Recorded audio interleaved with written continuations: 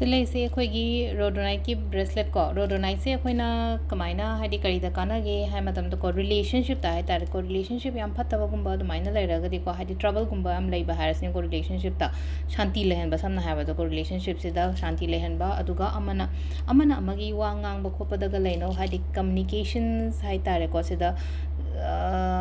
फजना partner से कोई communicate तौद्रगदि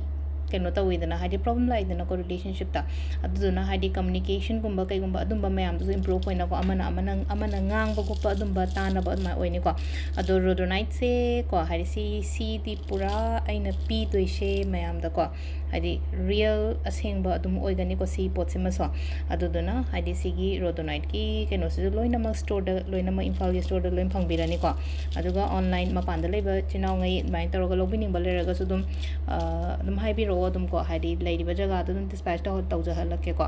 अदो सिदा लेरे रोडोनाइट की मागी काना बसे को हाइदि सी से अकोइना हार्ट चक्र काइना हारासिना को होय चक्र की मतंग दा लाक मतम दा हार्ट चक्र गा याम थिना कनेक्टेड ओय को सिगी स्टोन से अदुदुना नि को हाइदि रिलेशनशिप याम फतबा गुंबा लेरगा दि हाइदि सिगुंबा से को रोज क्वार्ट्स सो फै फावदि को रोज क्वार्ट्स तगी सी न हेना मुका हेना फैबा दु एना रोडोनाइट से मुका आई एन एड ऑन टॉक्सन मने को स्टोर दा